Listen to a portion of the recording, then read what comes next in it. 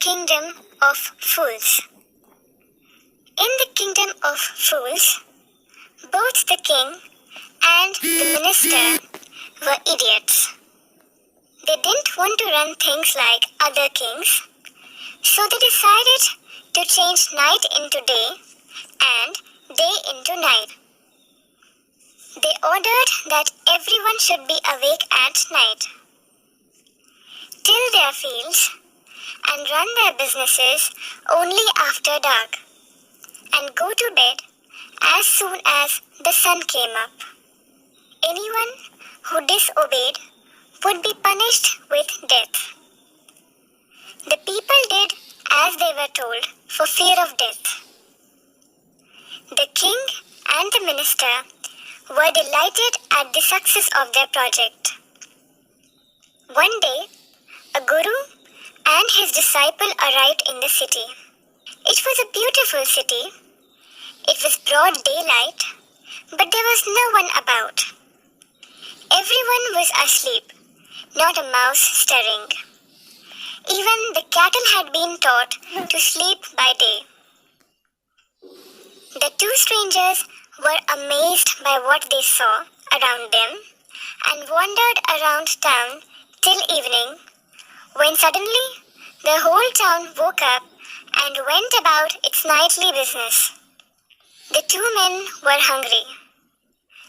Now that the shops were open, they went to buy some groceries. To their astonishment, they found that everything cost the same, a single dudu. Whether they bought a measure of rice or a bunch of bananas, it cost a dudu. The guru and his disciple were delighted. They had never heard of anything like this.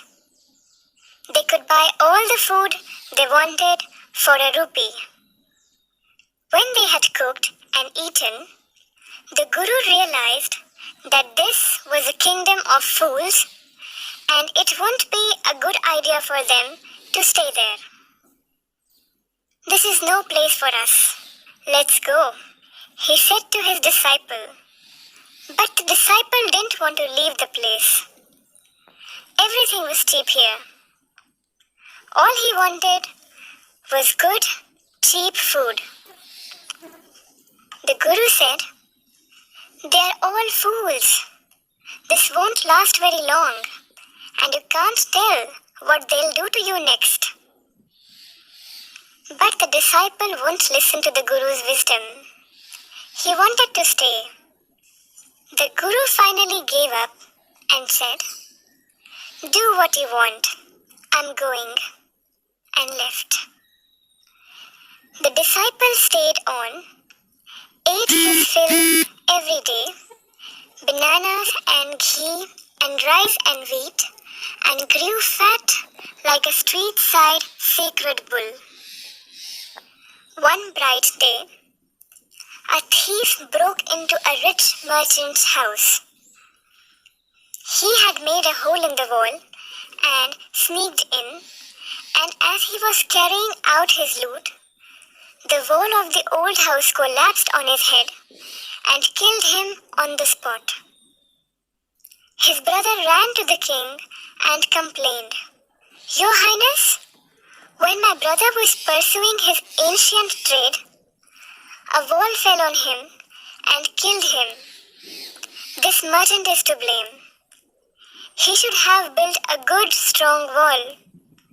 You must punish the wrongdoer and compensate the family for this injustice." The king said, "Justice will be done. Don't worry," and at once summoned the owner of the house. When the merchant arrived, the king questioned him, "What's your name?" "Such and such, Your Highness." "Were you at home when the dead man burgled your house?" "Yes, my lord. He broke in and the wall was weak. It fell on him." The accused pleads guilty. "Your wall killed this man's brother. You have murdered a man. We have to punish you. Lord, said the helpless merchant, I didn't put up the wall. It's really the fault of the man who built the wall. He didn't build it right. You should punish him. Who is that? My lord, this wall was built in my father's time. I know the man. He's an old man now. He lives nearby. The king sent out messengers to bring in the bricklayer who had built the wall. They brought him tied hand and foot. You there? Did you build this man's wall in his father's time? Yes, my lord, I did. What kind of wall is this that you built? It has fallen on a poor man and killed him. You have murdered him. We have to punish you by death. Before the king could order the execution, the poor bricklayer pleaded, Please listen to me before you give your orders. It's true, I built this wall and it was no good. But that was because my mind was not on it. I remember very well a dancing girl who was going up and down that street all day with her anklets jingling, and I couldn't keep my eyes or my mind on the wall I was building. You must get that dancing girl. I know where she lives. You are right. The case deepens. We must look into it. It is not easy to judge such complicated cases. Let's get that dancer wherever she is. The dancing girl, now an old woman, came trembling to the court. Did you walk up and down that street many years ago while this poor man was building a wall? Did you see him? Yes, my lord, I remember it very well. So, you did walk up and down with your anklets jingling. You were young and you distracted him, so he built a bad wall. It had fallen on a poor burglar and killed him. You have killed an innocent man. You will have to be punished. She thought for a minute and said, My lord, wait. I know now why I was walking up and down that street. I had given some gold to the goldsmith to make some jewelry for me. He was a lazy scoundrel. He made so many excuses, said he would give it now and he would give it then, and so on all day. He made me walk up and down to his house a dozen times. That was when this bricklayer saw me. It's not my fault, my lord. It's the damned goldsmith's fault. Poor thing. She's absolutely right, thought the king, weighing the evidence. We have got the real culprit at last. Get the goldsmith wherever he's hiding. At once. The king's bailiffs searched for the goldsmith, who was hiding in a corner of his shop. When he heard the accusation against him, he had his own story to tell. My lord, he said, I'm a poor goldsmith. It's true I made this dancer come many times to my door. I gave her excuses because I could not finish making her jewelry before I finished the rich merchant's orders. They had a wedding coming and they won't wait. You know how impatient rich men are.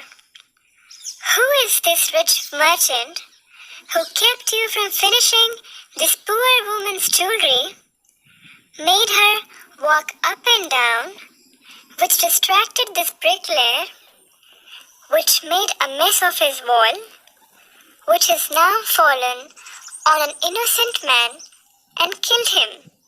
Can you name him?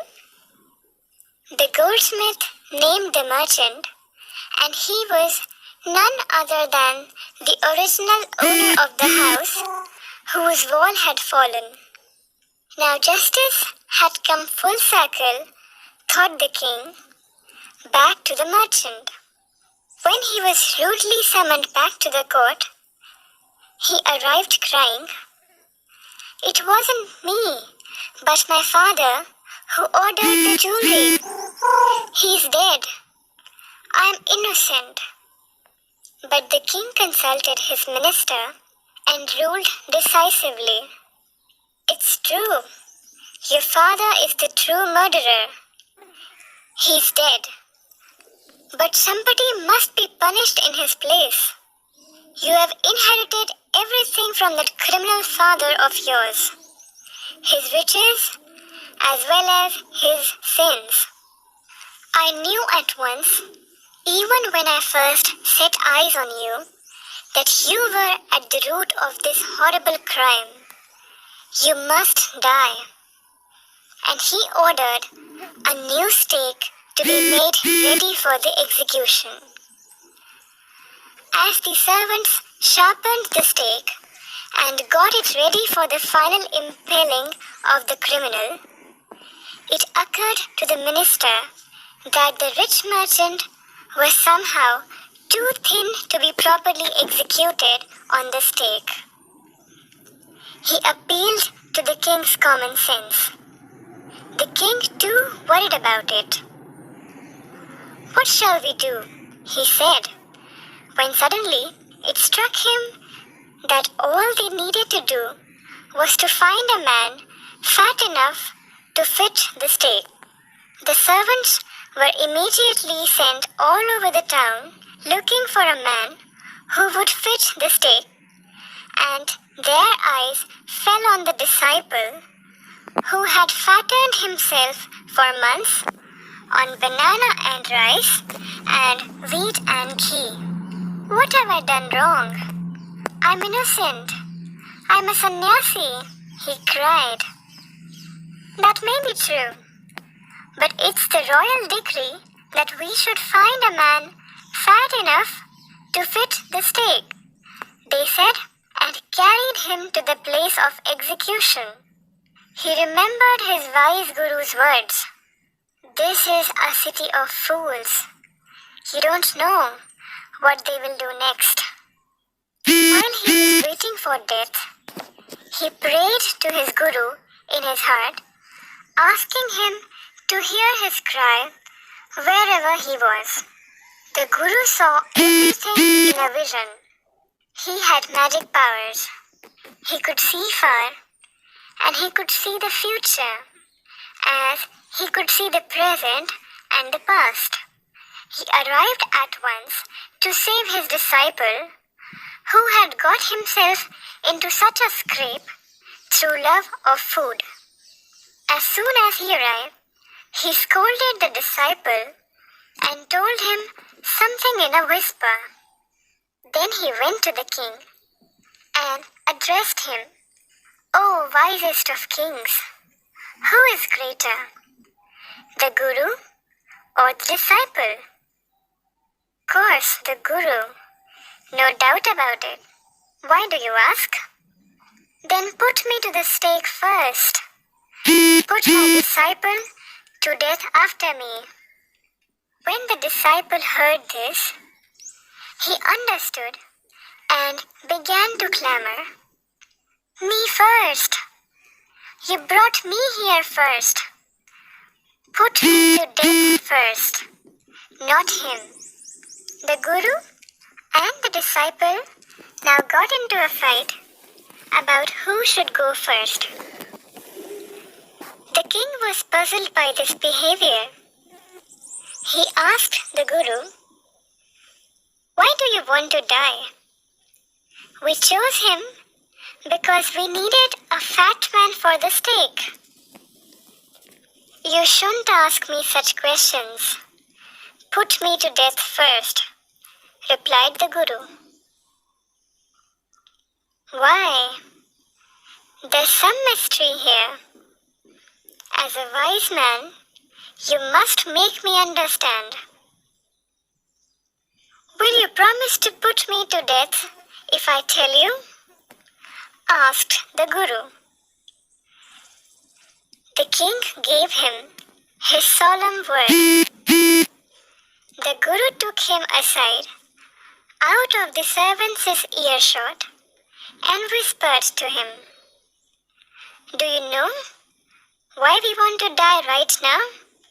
The two of us?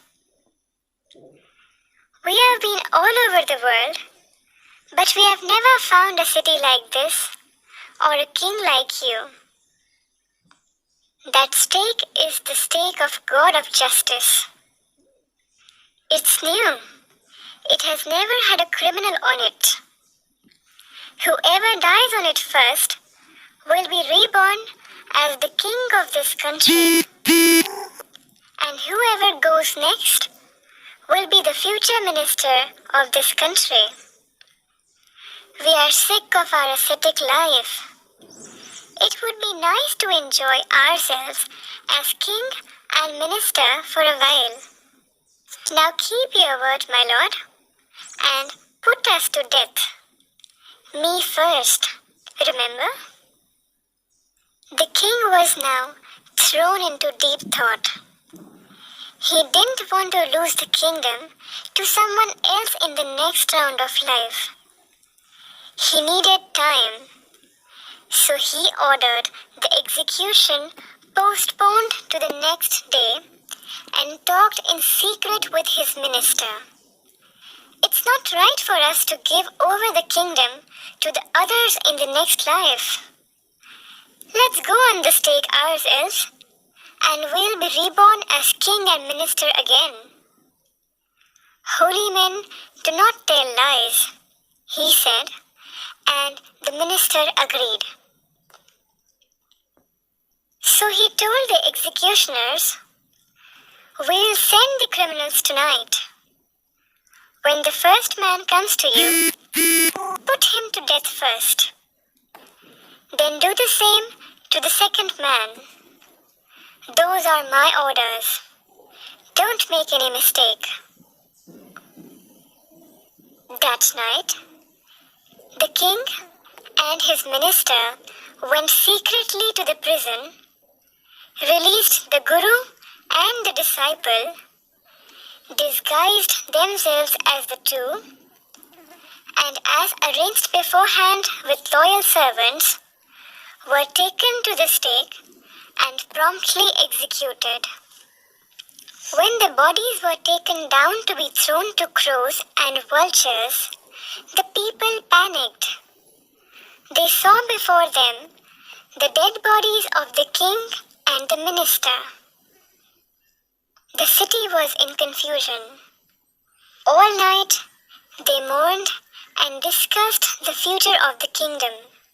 Some people suddenly thought of the Guru and the disciple and caught up with them as they were preparing to leave town unnoticed.